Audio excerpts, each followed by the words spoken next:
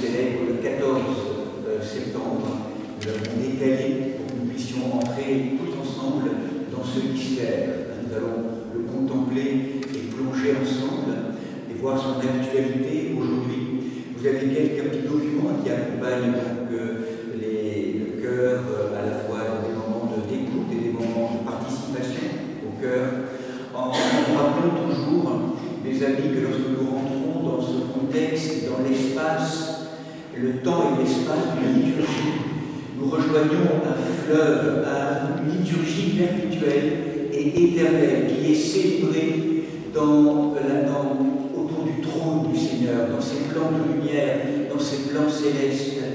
Et c'est vraiment une invitation à entrer dans un autre espace-temps, l'au-delà, je dirais, de notre vie existentielle.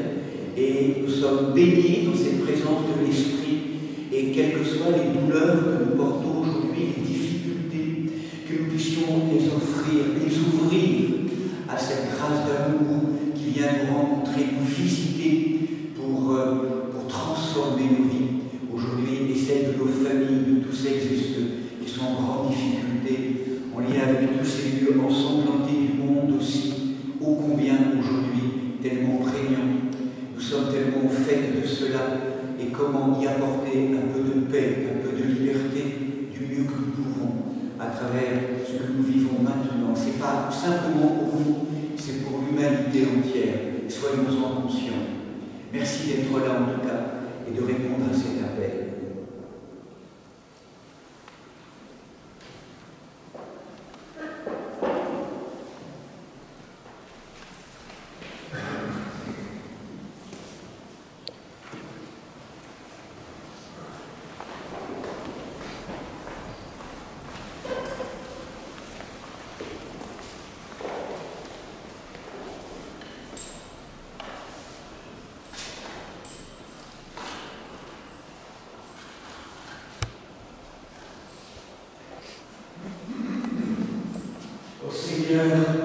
Envoie ta lumière et la vérité pour qu'elle me guide. À ta sainte montagne et à ta porte demeure. De conscience.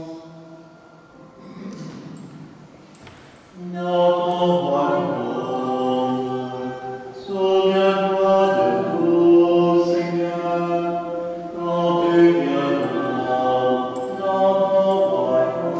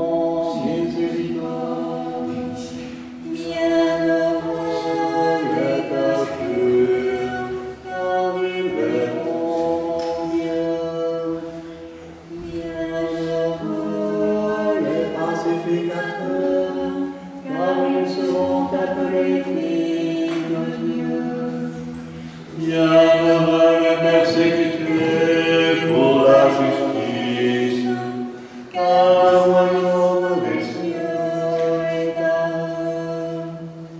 Bienheureux serez-vous lorsqu'on vous outragera et qu'on vous persécutera, qu'on dira faussement toutes sortes de mal à cause de moi. Réjouissez-vous et soyez dans la réjouissance, car votre récompense sera grande dans les cieux. Dans ton royaume, souviens-toi de nous, Seigneur,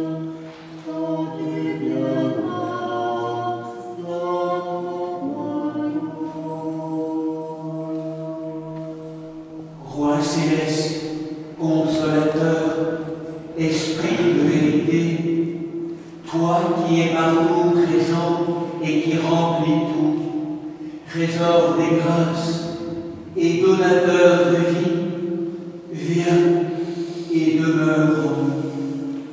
Purifie notre cœur de tout ce qui fait obstacle à ta présence et sauve nos âmes, toi qui es bonté.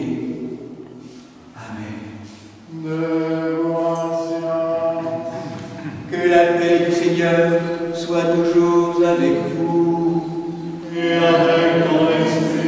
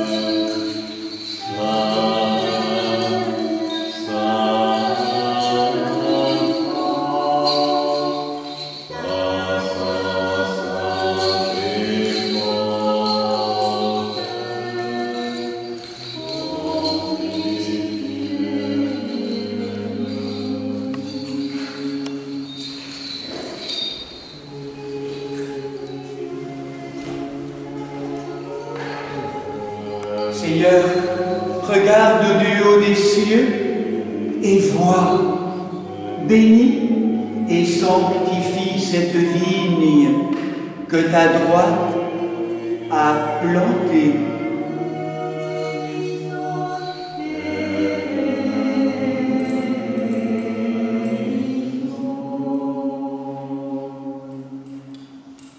Gloire à toi qui nous a montré la lumière.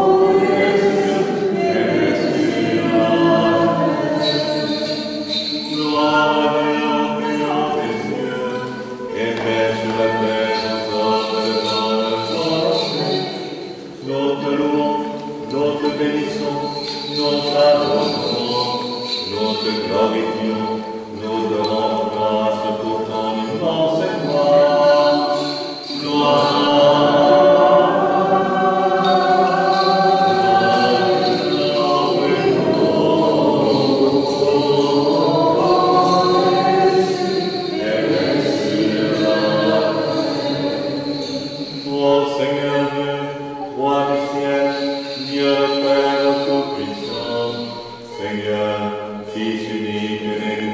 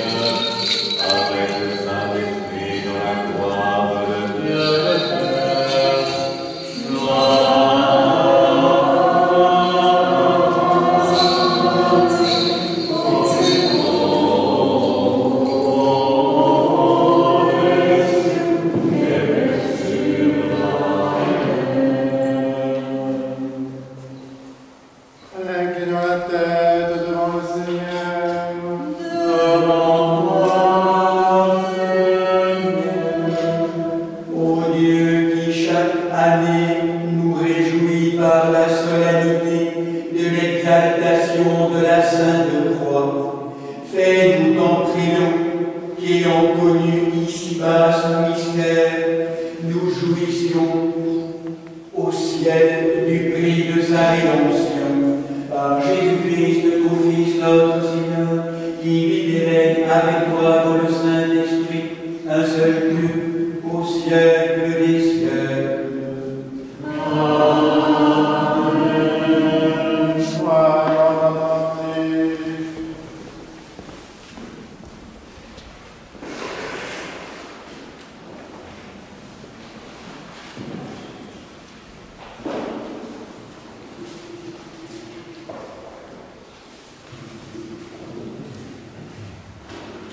Lecture du livre de l'Exode. En ce temps-là, les Amalécites survinrent et combattirent contre Israël à Réphidim. Moïse dit alors à Josué: choisis-toi des hommes et demain sors combattre Amalek. Moi, je me tiendrai au sommet de la colline, le bâton de Dieu à la main. Josué fit ce que lui avait dit Moïse. Il sortit pour combattre Amalek. Et Moïse, Aaron et Hur montèrent au sommet de la colline. Lorsque Moïse tenait ses mains levées, Israël l'emportait. Et quand il les laissait retomber, Amalek l'emportait. Comme les mains de Moïse s'alourdissaient, ils prirent une pierre et la mirent sous lui. Il s'assit dessus, tandis qu'Aaron et Hur lui soutenaient les mains, l'un d'un côté, l'autre de l'autre. Ainsi ses mains restèrent-elles fermes jusqu'au coucher du soleil. Josué défie Amalek et son peuple au fil de l'épée.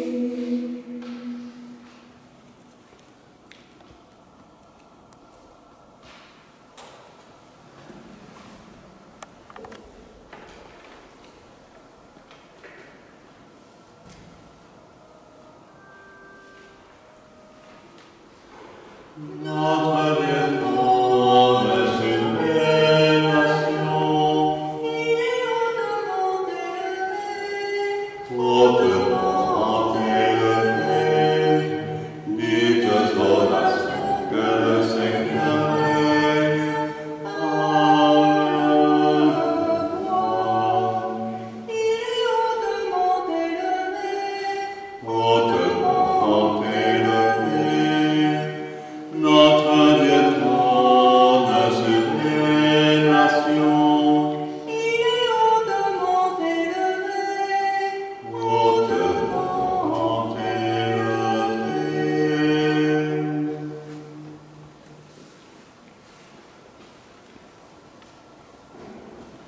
Lecture de la première épître du bienheureux apôtre Paul aux Corinthiens.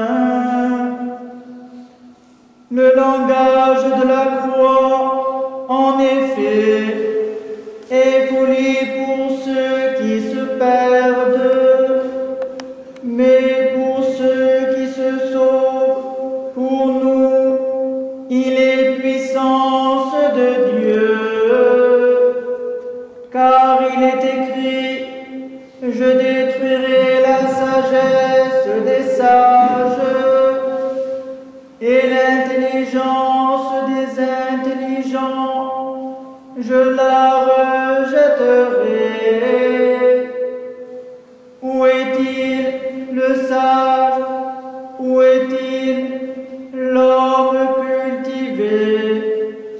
Où est-il le raisonneur de ce siècle? Dieu n'a-t-il pas frappé de folie la sagesse de ce monde? Puisqu'en effet, le monde, par le moyen de la sagesse, n'a pas reconnu Dieu dans la sagesse de Dieu. C'est par la folie du message qu'il a plu à Dieu de sauver les croyants. Alors que les Juifs demandent des signes et que les Grecs sont en quête de sagesse, nous proclamons, nous, un Christ crucifié, scandale pour les Juifs et folie pour les païens. Mais pour ceux qui sont appelés Juifs et Grecs, c'est le Christ, puissance de Dieu et sagesse de Dieu. Car ce qui est folie de Dieu est plus sage que les hommes, et ce qui est faiblesse de Dieu est plus fort que les hommes.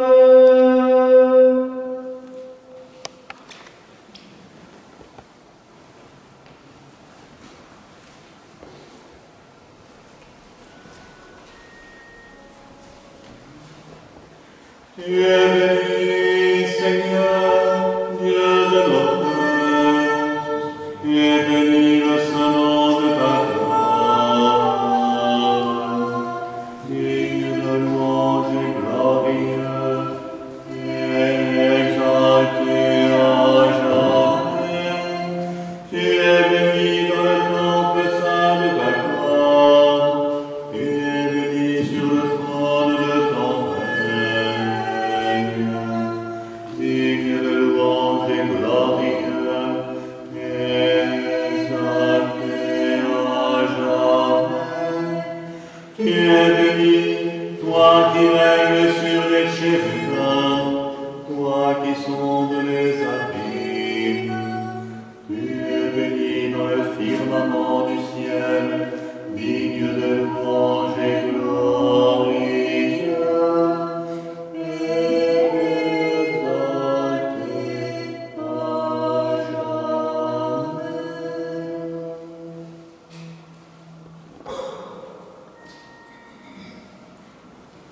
Alléluia, Alléluia, Alléluia.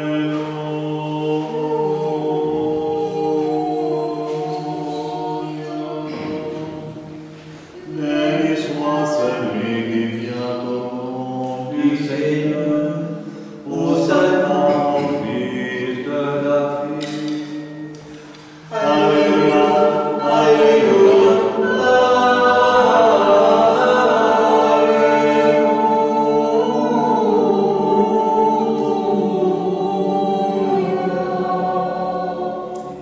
Que Jésus notre venu, le premier et le dernier, vivant pour les siècles des siècles, te donne un cœur et des lèvres pures pour annoncer et proclamer son verbe scellé aux esprits impurs. Seigneur, ouvre nos oreilles, que nous entendions ce que l'Esprit dit à l'Église.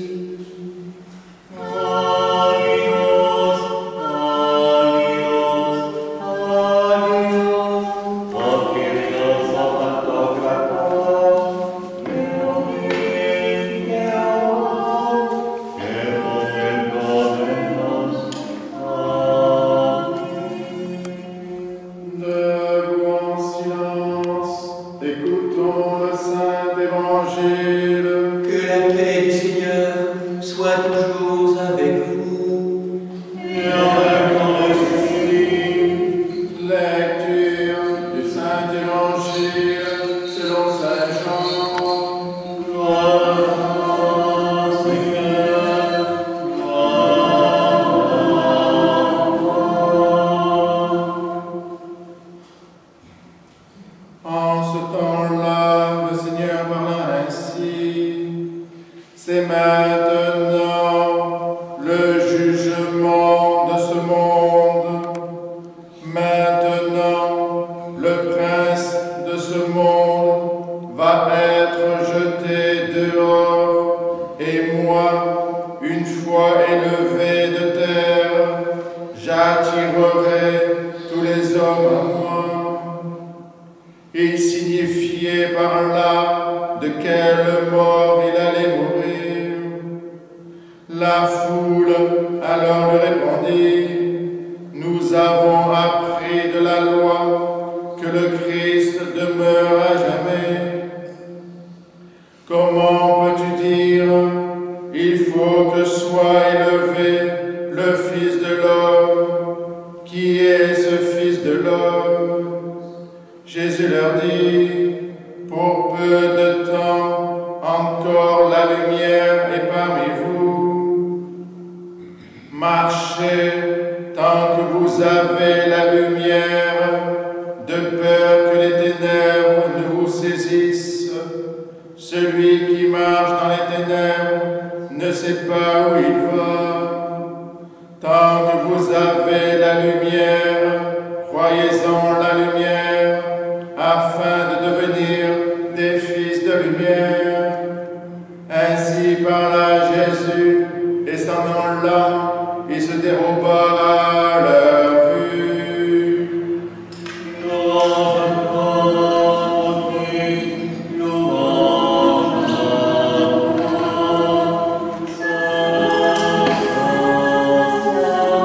Saint est le Seigneur le Tout-Puissant, qui est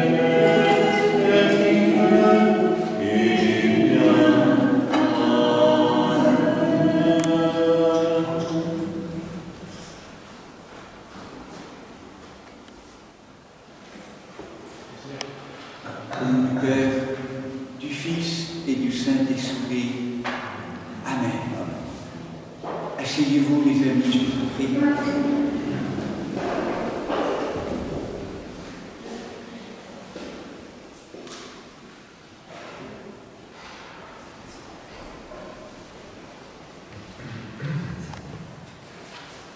Voilà, nous célébrons aujourd'hui cette solennité, la fête de l'exaltation de la Sainte Croix, en mémoire d'un événement à la fois ecclésial et historique, le moment où Sainte Hélène, la mère de l'empereur Constantin, lors de fouilles qu'elle a organisées, a mis en lumière la croix, le bois de la croix qui a porté le Christ sur le mont Golgotha.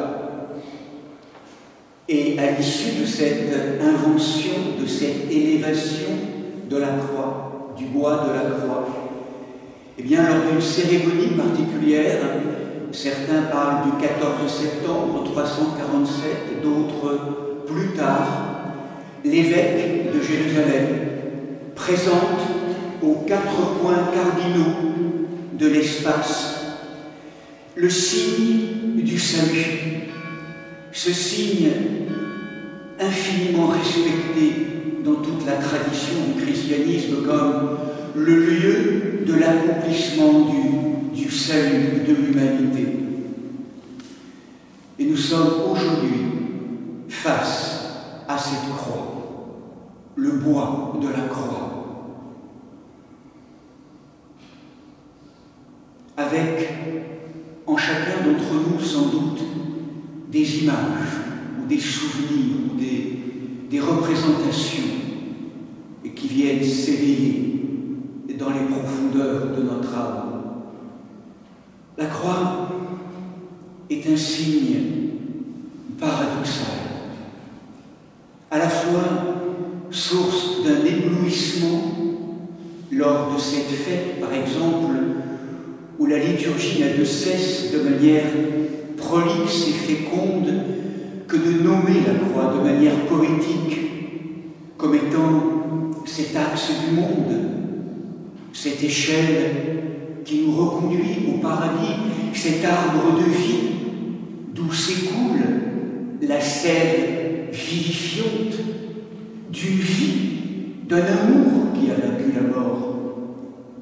L'arbre de vie. Mais la croix, c'est aussi dans l'inconscient de l'humanité, peut-être particulièrement en Occident, un signe incompris. La contemplation de la croix est inépuisable. Et en même temps, je me souviens d'une rencontre il y a une vingtaine d'années, 20 à 25 ans.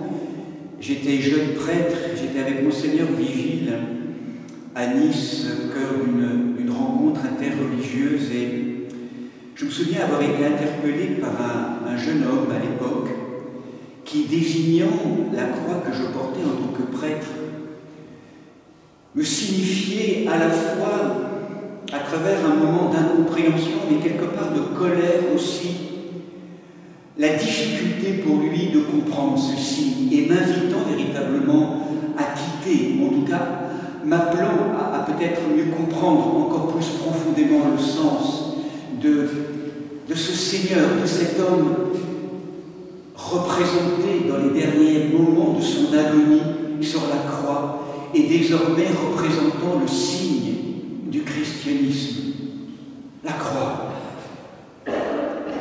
J'ai accueilli la colère de cet homme sans forcément lui répondre à ce moment-là.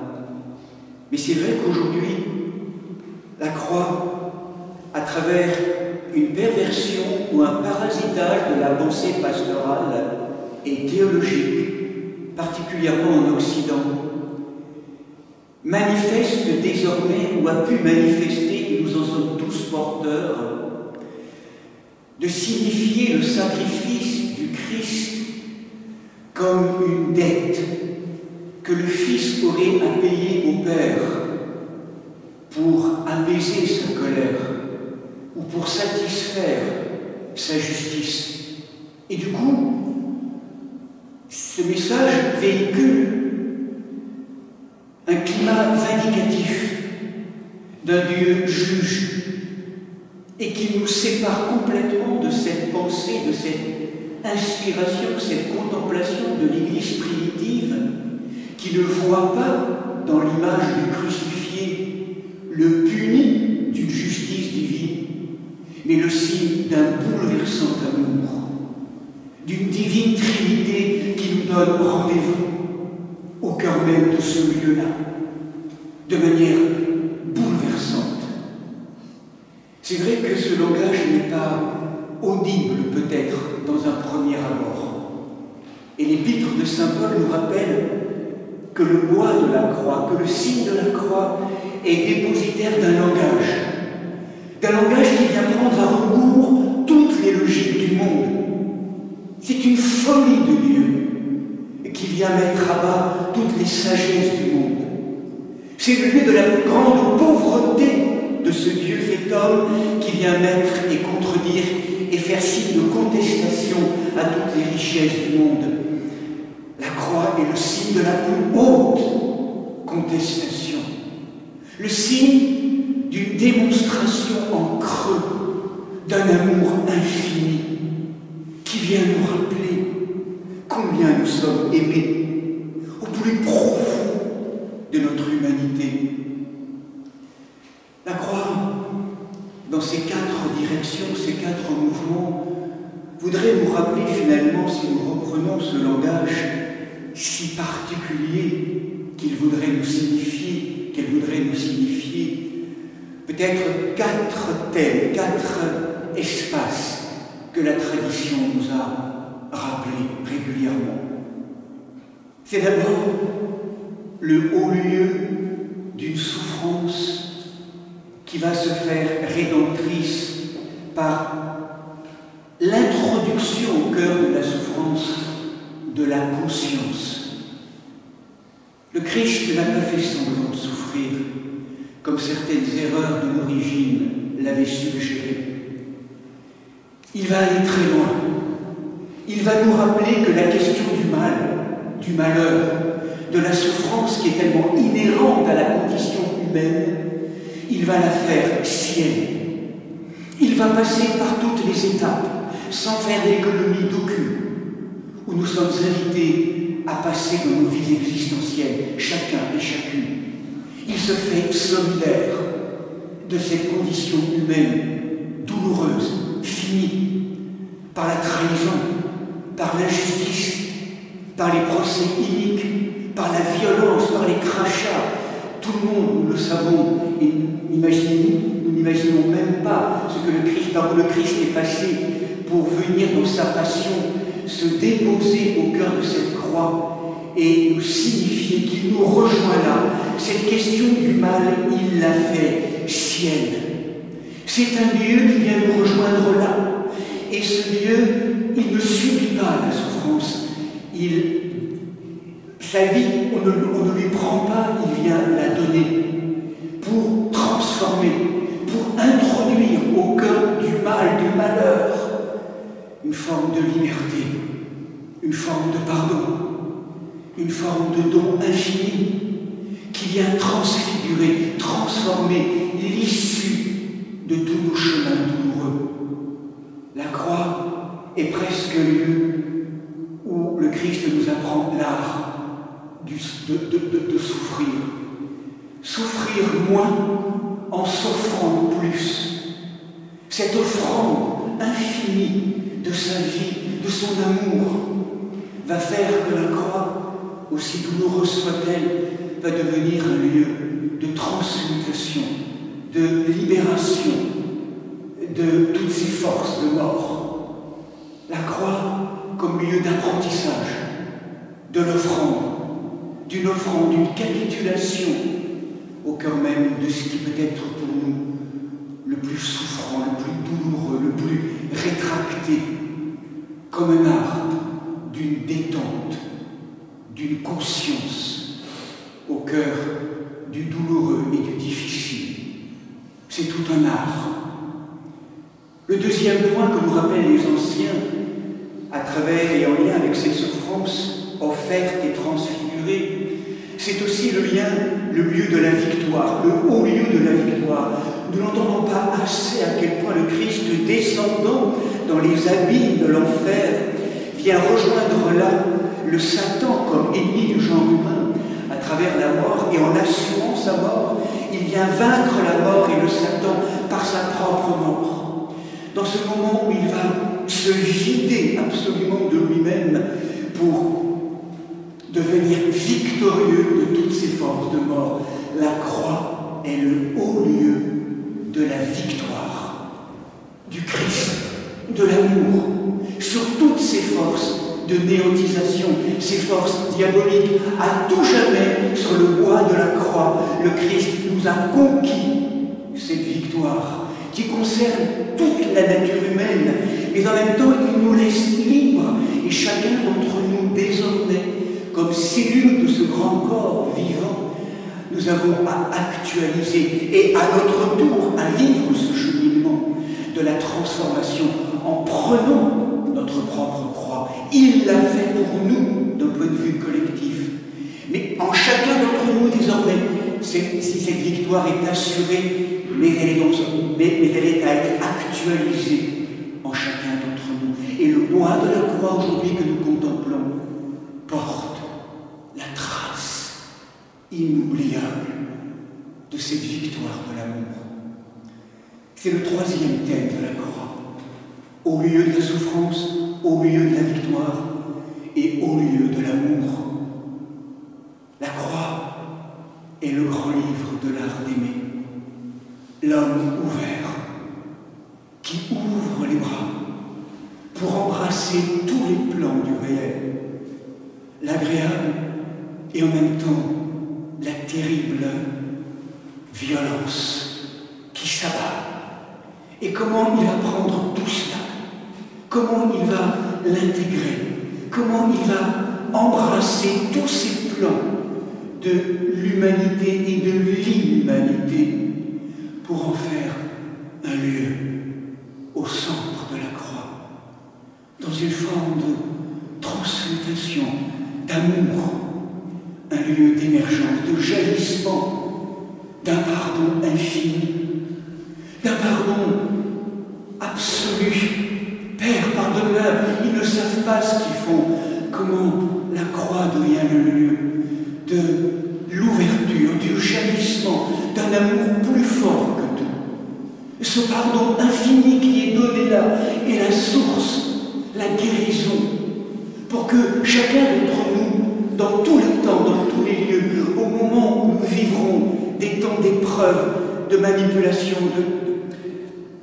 de trahison, nous puissions, avec le Christ et dans le Christ, en embrassant tous les plans du réel, être capable, comme le Christ, dans le Christ, de dire « Père, pardonne-leur, pardonne-lui à cet homme, cette femme, pardonne-leur à ce groupe, pardonne-leur, ils ne savent pas ce qu'ils font. » Cette qualité d'amour, ce don d'amour, lieu de tous les passages, c'est ce lieu bouleversant où le Christ infuse dans la matière du monde, au cœur même de sa faiblesse la plus profonde, là où même il rejoint l'athée le plus douloureux. Père, pourquoi m'as-tu abandonné, lui qui en tant que Dieu ne ressent plus la présence de Dieu? Il va jusque-là pour quelque part faire l'expérience, comme le rappelle le patriarche Bartholoméi, ce moment où Dieu devient athée, ce moment où il rejoint l'humanité, le lieu de l'absence de Dieu, qu'il vient visiter pour informer de sa présence et dilater désormais toutes les matières du monde, depuis les plus divines jusqu'aux plus oublieuses de la présence de Dieu, de la présence de l'amour. Et finalement, le quatrième point que nous signifie la croix, c'est ce berceau d'une nouvelle humanité, de la croix et du flanc du Christ, de ce Dieu homme brisé, blessé, s'écoule cette eau vive et ce sang, prémisse de l'Église, mais aussi prémisse de l'avènement de l'homme nouveau. La croix est le berceau qui nous fait entrer dans cette humanité nouvelle, dans l'avènement de la résurrection. Lorsque le Christ nous dit sur la croix « J'ai soif de toi, humanité, j'ai soif de ton amour, j'ai soif de ton désir d'accomplissement, ô homme, ô femme, deviens celui ou celle pour lequel tu as été créé. Tu n'es pas simplement invité à mourir, tu es invité à vivre de manière éternelle. Et c'est pour chacun d'entre nous que tout cela a été offert. Pourquoi, Seigneur, pourquoi fallait-il aller jusque-là? Pourquoi? C'est pour toi. Pour toi. Tu es tellement aimé. C'est pour toi. J'ai voulu te rejoindre dans l'abîme existentiel de toutes tes douleurs pour désormais t'apprendre à en faire un chemin d'accès à une vie nouvelle. La croix comme le lieu de toutes les Pâques, de tous les passages, pour en faire un lieu d'avènement de la vie.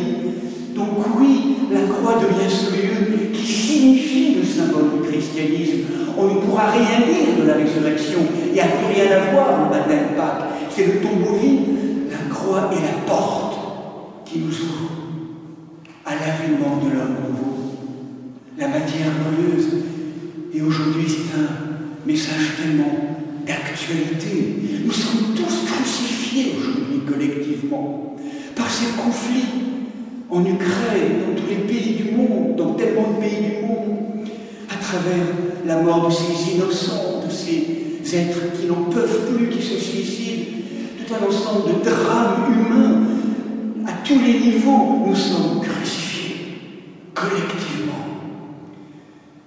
mais c'est pour en faire un chemin de vie, un chemin de retournement, que nous puissions chacune, aujourd'hui, prendre notre croix. C'est-à-dire prendre notre dette, ce pourquoi nous sommes là avec les épreuves qui sont les nôtres, pour marcher avec lui, debout, et se rappeler que c'est lui qui porte notre croix, comme nous portons la sienne, dans une forme de consanguinité, de consubstantialité, que nous puissions entendre la puissance d'amour. C'est le haut lieu de ce rendez-vous trinitaire où le Père en son Fils meurt dans la puissance de l'Esprit Saint amour. C'est un rendez-vous trinitaire, le dévoilement de l'amour trinitaire dans cet utérus, ce détroit utérin qu'est la croix, pour faire accéder à cette nouvelle perspective. C'est ce lieu que nous contemplons aujourd'hui, que nous puissions l'intégrer, l'incarner dans tous les lieux de notre corps, de notre cœur. Et s'élève en hébreu la croix, le harpon dans le cœur, lève du Seigneur, de la création, de chacun d'entre nous. Lieu d'émergence, de révélation, de jaillissement, de la lave, d'un amour, d'une conscience, d'une matière glorieuse, inouïe. Soyez bénis, sœurs et frères, dans la grâce de ce Père qui nous aime tellement comme enfants de la lumière, dans la grâce de l'Esprit Saint maintenant, toujours, et au siècle des siècles.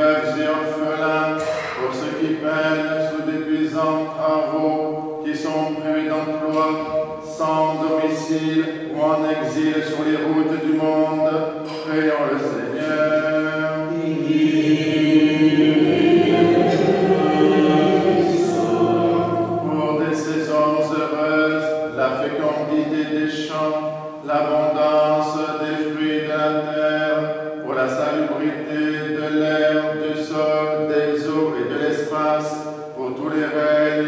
et la sauvegarde de la création. Prions le Seigneur.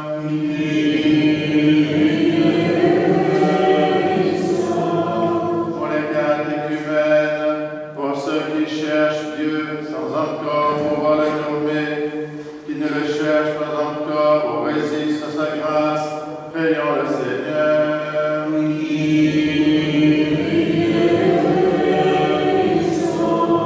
Pour les confesseurs du nom béni du Christ, pour toutes les églises persécutées, pour les voyageurs en péril et leur sauf retour, pour les persécutés, leurs persécuteurs, pour tous les malades, pour ceux que tourmente la tristesse, l'angoisse et l'esprit impur, prions le Seigneur.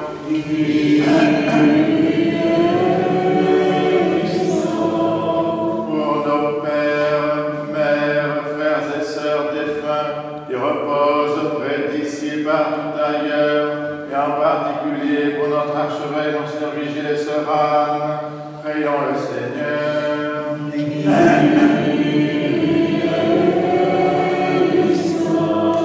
Pour ceux qui ont perdu la vie, victimes de la guerre, pour ceux qui sont meurtris dans leur chair et dans leur esprit par les conflits entre les nations, afin que Dieu les réconforte, guérisse leurs blessures et nous rétablisse dans la paix, prions le Seigneur.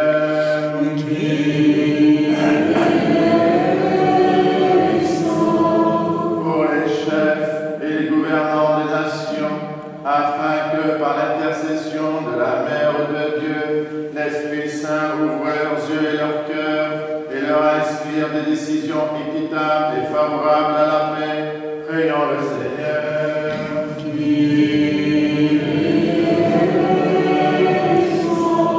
Pour ceux qui, dans la Sainte Église, chantent, servent, dispensent leur bien en heure de miséricorde, prions le Seigneur.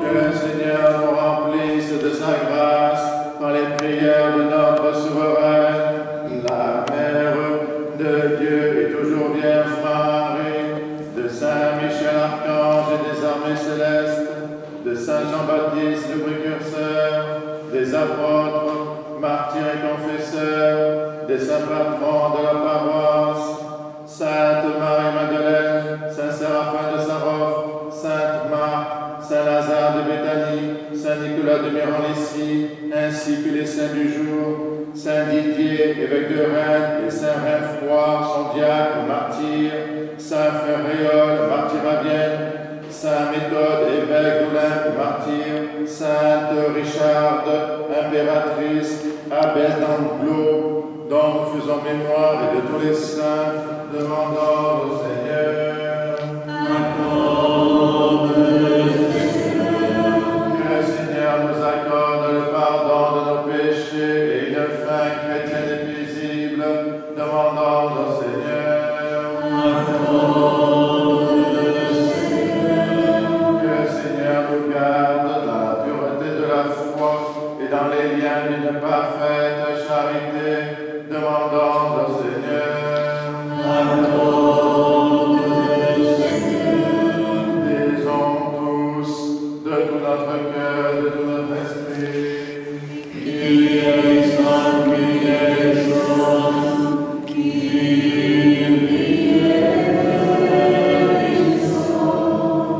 Assiste-nous, Seigneur notre Dieu, et celles et ceux que tu réjouis par l'honneur de la Sainte Croix, défends-les aussi par ton perpétuel secours.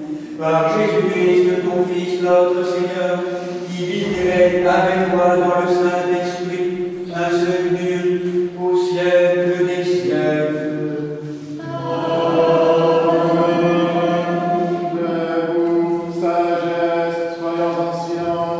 Que la paix du Seigneur soit toujours avec vous. Et avec ton esprit, que nos lèvres s'ouvrent, que notre bouche proclame ce que la foi a déposé dans nos cœurs.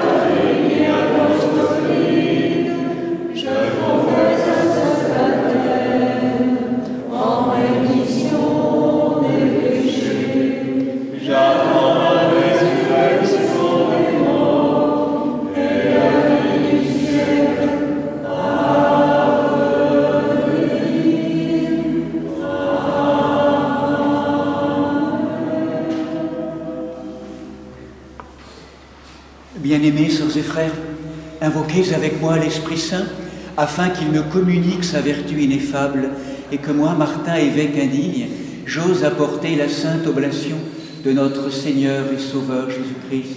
Car en vérité, c'est lui qui offre et qui est offert, qui reçoit et qui se distribue, co-éternel au Père et à l'Esprit Saint, au siècle des siècles. Amen.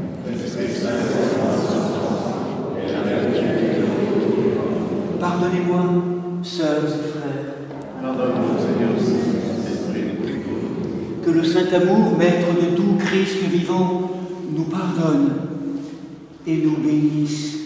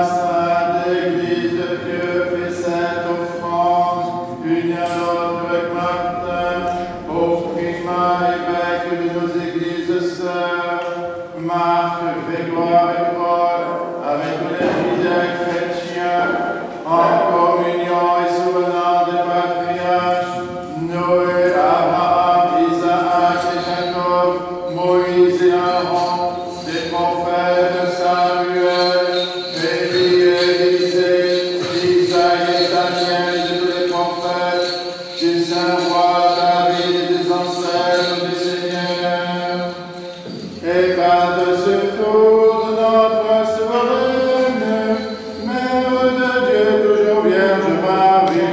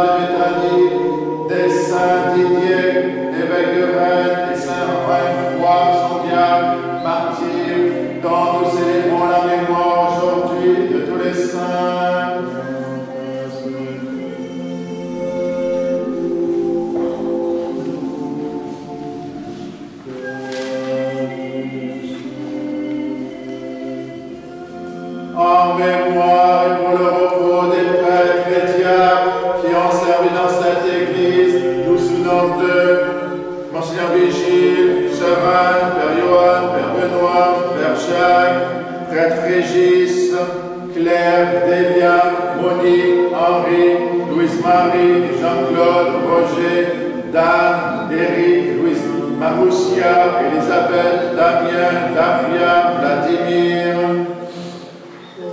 et de tous les serviteurs défunts dont les noms sont inscrits dans ces diptyques et qui se sont endormis dans la paix et la foi, dans l'attente de la résurrection bienheureuse, que le Seigneur leur donne le repos, là où brille la lumière de sa face.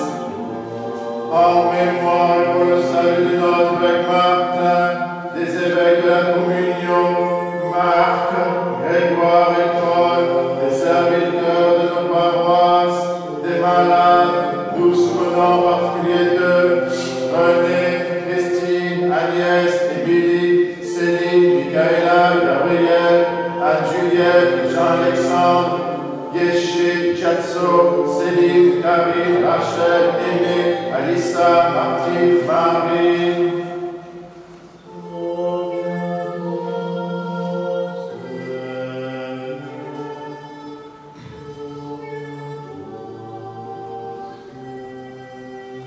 et de tous les fidèles dont les noms sont conservés ici, que le Christ notre Seigneur les inscrive tous au livre de vie.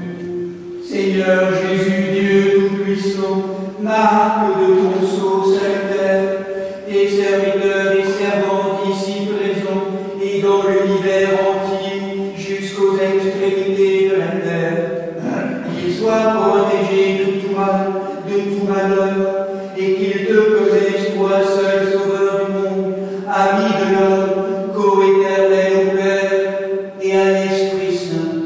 À toi louange, bénédiction, sagesse, honneur, puissance, force et action de grâce au siècle des siècles. Prions pour la paix. Ô Dieu, qui est le plus haut sacrifice, est un esprit de concorde et de conscience apaisée et purifiée. Donne-nous la joie d'une paix véritable. Par Jésus-Christ, ton Fils, notre Seigneur, qui vit et règne avec toi dans le Saint-Esprit, un seul Dieu, au siècle des siècles. Que la paix et l'amour du Seigneur Jésus-Christ soient toujours avec vous. Et avec ton esprit, faites la paix.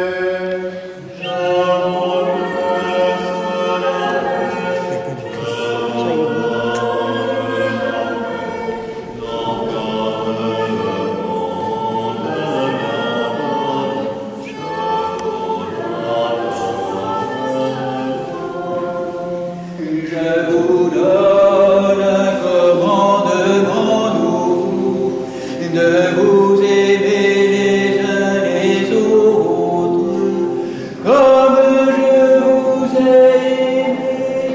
Nul Seigneur, je vous laisse la paix, je vous donne la paix, non comme le monde la donne, je vous la donne.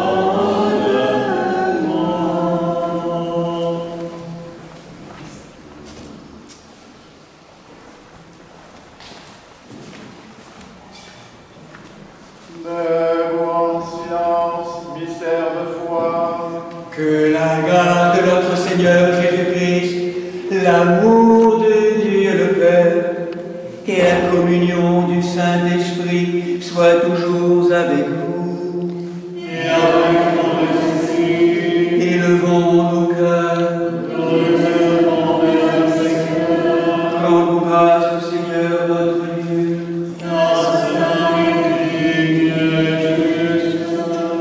Il est véritablement digne et juste, équitable et salutaire de te rendre grâce en tout temps et en tout lieu, Seigneur Saint Père Tout-Puissant, dans son amour, Dieu éternel, ineffable, invisible et immuable, par le Christ notre Seigneur, à l'immense gloire de qui il revient, non seulement d'avoir secouru les mortels par sa divinité, mais de nous avoir procuré un remède tiré de notre propre mortalité et d'avoir sauvé tous les perdus par cela même dont ils avaient péri, qui plaça le salut du genre humain dans le bois de la croix, afin que, d'où la mort était sortie, la vie jaillisse, et que celui qui par la mort avait vaincu fut par le bois à son tour vaincu. C'est par lui que les anges nous adorent, que les dominations t'adorent, que les puissances se prosternent en tremblant, les cieux, les vers des cieux, et les bienheureux séraphins s'associent à leur exultation et qu'on célèbre avec eux, d'être ordonnés tout en suppliant que nos voix confirment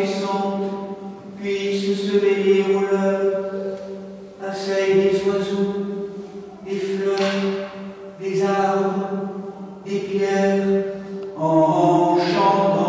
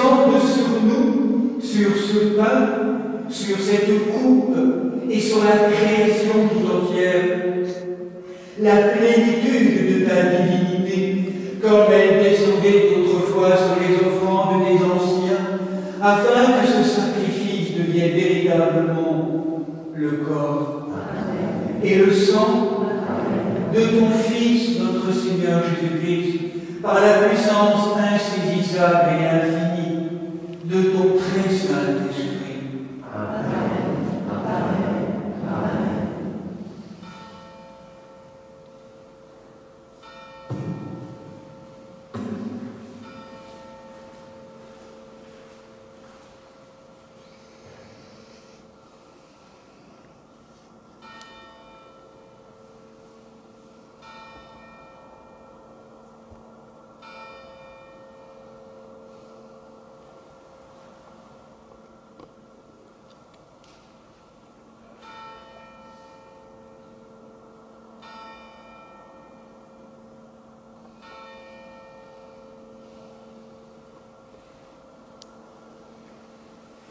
Que ton saint corps et ton précieux sang, Seigneur, confèrent la vie éternelle à nous qui en mangeons et le royaume céleste à nous qui en vivons. Et que ces dons soient protection bien importante et remède aux malades, procure la réconciliation aux frères et sœurs en discorde et augmente la paix et amour en surabondance. Qu'il confère la sagesse aux êtres humains sans raison et serve de mesure aux sages, donne la vigilance aux âmes appesanties et la douceur aux erreurs. Qu'il nous fasse participer par la communion à ce saint appel, à la société des saints dans le royaume des cieux. Attends la venue glorieuse du Christ, la plénitude de l'Esprit et la transfiguration de la création, par qui tu crées tout et bénis ce qui est créé, sanctifie ce qui est béni et distribue ce qui est sanctifié. À toi, Père tout-puissant et au Verbe fidèle et véridique, et à l'Esprit Saint sanctificateur, conviennent tout honneur, toute gloire et adoration, maintenant et toujours, et au ciel des ciels. Amen.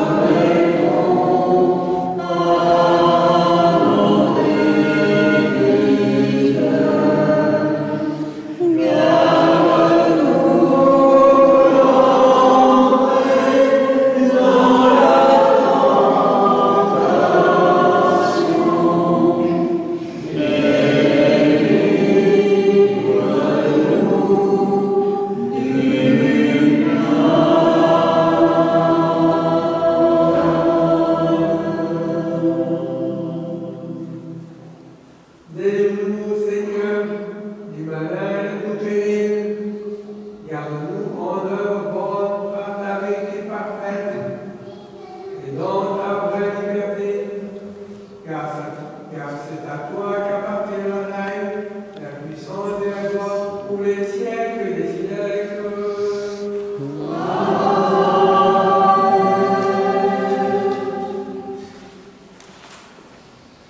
Le lion de la tribu de Judas, le rejeton de David et vainqueur. Alléluia. Celui qui est assis sur les chérubins est vainqueur. Alléluia. Alléluia. Le lion de la tribu de Judas, le rejeton de David est vainqueur. Alléluia. Celui qui est assis sur les chérubins est vainqueur. Alléluia. Le lion de la tribu de Judas, le rejeton de David est vainqueur. Alléluia. Celui qui est assis sur les chérubins est vainqueur. Alléluia. Alléluia. Les saints aux saints.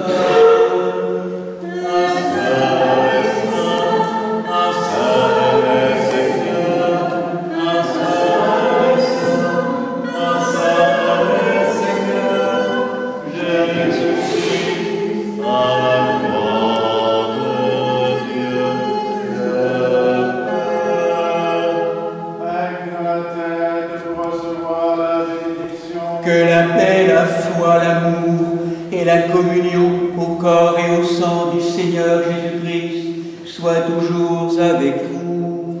Et avec mon esprit. Bien-aimés sœurs et frères, nous tous qui sommes baptisés au nom de la Sainte Trinité, qui désirons communier, approchons-nous du banquet du ressuscité et quelques instants en silence, dans cet agenouillement intérieur, demandez pardon pour tous ces lieux d'où nous continuons à rater la cible de l'amour et de la vie par nos pensées, nos paroles, nos actions, pour nous et plus que jamais pour toute l'humanité aujourd'hui. Seigneur, pardon. Pardon.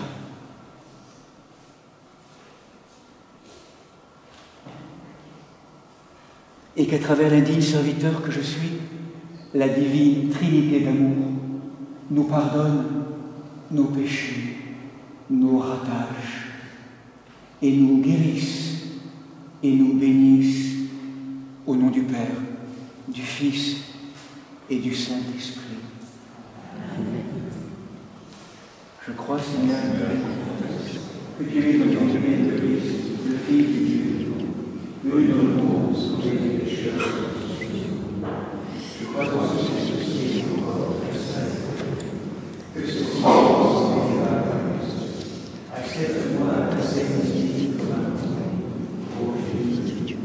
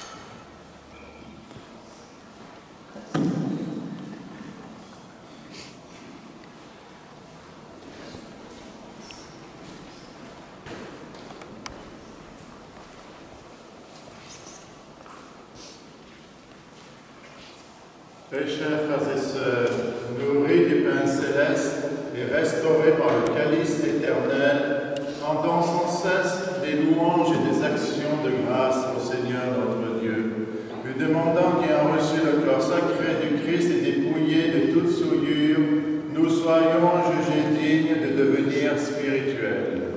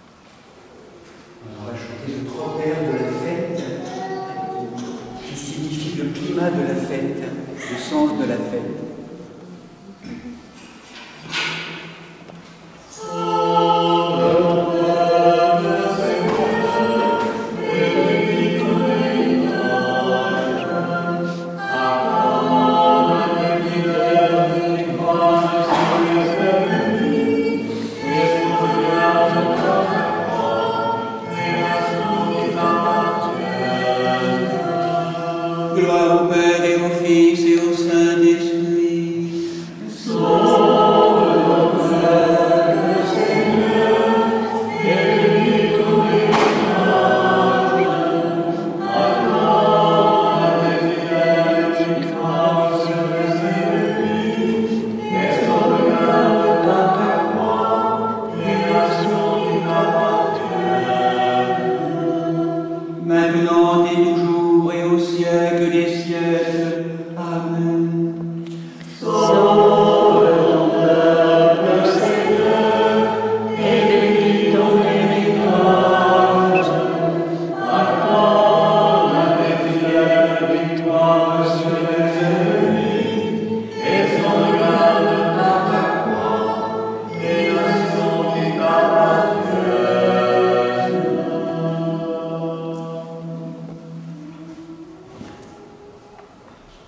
Voilà, sœurs et frères, belle fête, fête de l'exaltation. Donc, comme toute fête paroissiale, on se propose de se retrouver pour les agapes, même ceux qui n'ont rien amené, on essaiera de se partager tous ensemble donc là-haut, aux agapes, juste après la liturgie. Peut-être avant que Père Basile nous donne quelques annonces, cette semaine va être une semaine un peu particulière pour notre Église, puisque nous avons le collège épiscopal à la fin de la semaine de samedi. Donc nous réunirons avec les frères prêtres, diacres, leurs épouses et puis les représentants laïcs, en lien aussi avec les frères et sœurs qui sont au Brésil ou en Argentine, au niveau des communautés, donc actuellement dans ces pays lointains. Donc, ce sera plutôt samedi et dimanche. Nous aurons donc pour la fête de la Saint-Michel, on va anticiper, normalement c'est le jeudi 29 septembre, mais pour qu'on soit là présent le dimanche, on aura donc la fête de la Saint-Michel avec un pèlerinage, donc dimanche prochain. Et ça sera l'occasion aussi, vous savez, on n'a pas voulu organiser quelque chose de plus important cette année pour différentes raisons. En tout cas, ça sera les 40 ans l'année prochaine, la semaine prochaine, donc dimanche, de l'existence du monastère. C'est donc 1982, 2022, et la chapelle a été dédicacée le 29 septembre pour la Saint-Michel. Nous aurons donc ce temps de 40 ans. Peut-être on marquera, on verra comment on le fera, peut-être avec un petit diaporama, on verra comment organiser l'histoire de ces 40 ans qu'on a vécu ensemble. Dimanche, il y aura un temps de pèlerinage particulier autour de cette manifestation des 40 ans. Et puis un peu en amont, sachez que vendredi soir, au moment des vêpres, à 18h, pour marquer aussi un peu comme ce changement aussi de cap que nous vivons actuellement au niveau de la communauté, mais également au niveau de l'Église, quelque chose qui s'approfondit, qui vraiment s'approfondit dans ce chemin d'incarnation. Nous aurons donc la grâce d'accueillir Claire dans son noviciat au moment des vêpres, vendredi donc 23, ce qui correspondra à la Saint-Silouane le samedi 24. Donc il y aura l'entrée de Claire dans le noviciat pour inaugurer aussi un chemin communautaire monastique pour des femmes et ouvrir vraiment, je fais appel à vos prières pour que vraiment à la fois au niveau de la communauté masculine et féminine, mais vraiment des vocations à travers les temps actuels. Donc voilà, on le proposera le vendredi soir au moment des vêpres. Voilà, donc belle journée, vraiment n'hésitez pas, même si vous n'avez rien amené à rejoindre à nous, on mangera un petit peu loin, mais c'est pas grave, mais on grigotera. Et d'abord qu'on soit ensemble au moment des agapes là-bas. Donc on va organiser la marque. Voilà, c'est quelques annonces. Oui, simplement, pour rappeler que les liturgies de la semaine prochaine sont, comme d'habitude, du mardi au vendredi à 7h30. Vous vous rappelez aussi, parce que je vois que certaines têtes un peu nouvelles, donc si vous voulez avoir les informations de l'Église et de la paroisse, donnez votre adresse mail et vous ferez partie du listing. Et tous les jeudis, donc, vous recevrez la lettre d'information de la paroisse et de l'Église. Vous pouvez transmettre à Marthe et moi-même. Donc demain, nous fêtons Saint-Marie, solitaire en Umbraise.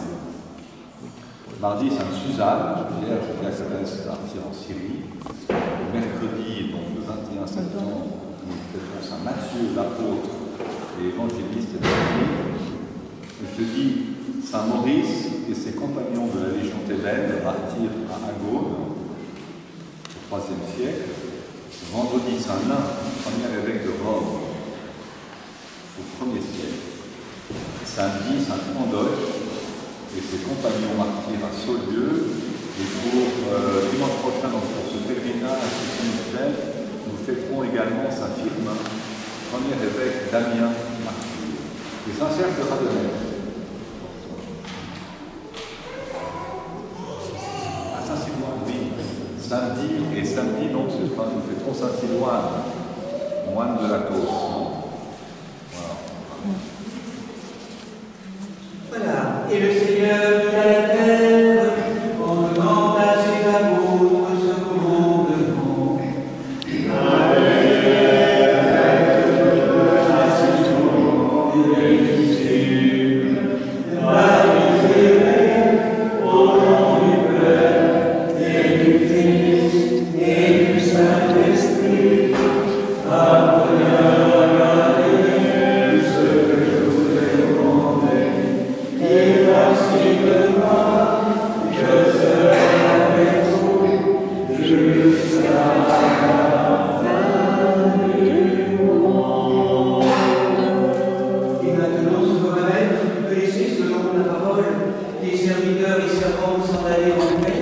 car nos yeux ont vu le salut que tu as préparé à la face de tous les peuples, lumière pour éclairer les nations et gloire de ton peuple, Israël.